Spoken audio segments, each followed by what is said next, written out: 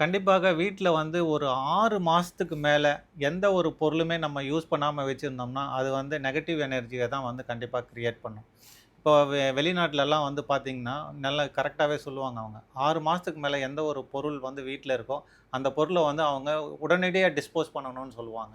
So ம். அதே மாரி தான் வந்து நம்மளும் வந்து என்ன சொல்றோம்னா, நீங்க பயன்படுத்தாத பொருட்கள், அது எந்த பொருளா இருந்தாலும் சரி, நம்ம வந்து ஒரு 4 மாசம், 5 மாசத்துக்கு மேல ஒரு பொருள வந்து யூஸ் பயன்படுத்தலையா, பண்ணணும். வாங்கி வச்சிருக்கோமா, அந்த பொருள கண்டிப்பா டிஸ்போஸ் பண்ணி தான் ஆகணும்.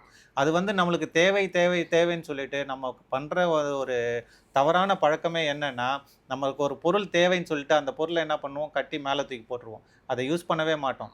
பட் அதனால வர நெகட்டிவ் எனர்ஜி வந்து நெறைய வந்து நம்மள பாதிக்குமானா, கண்டிப்பா நம்மள வந்து பாதிக்கும். இது ஒரு வகை. 2வது ஒரு வகை வந்து பார்த்தீங்கன்னா, உடைந்த கட்டில் கால், உடைந்த சேரு, உடைந்த பொருட்கள் இதெல்லாமே வந்து ஒரு நெகட்டிவ் எனர்ஜிய வச்சுட்ருக்கும்.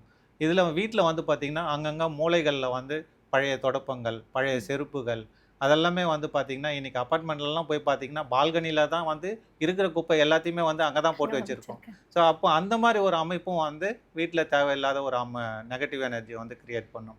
அடுத்ததாக வந்து பார்த்தீங்கன்னா, பிளாஸ்டிக் பொருட்கள். இந்த பிளாஸ்டிக் பொருட்கள் வந்து பார்த்தீங்கன்னா, ஃபுல் அண்ட் ஃபுல் ராகுவோட அம்சம். இது ராகுவோட அம்சத்தில வந்து இந்த பிளாஸ்டிக் பொருட்கள் வரதுனால, அது எப்படி இருந்தாலும் பிளாஸ்டிக் பொருள் வாங்குன கொஞ்ச நாள்ல கண்டிப்பா உடைஞ்சிரும்.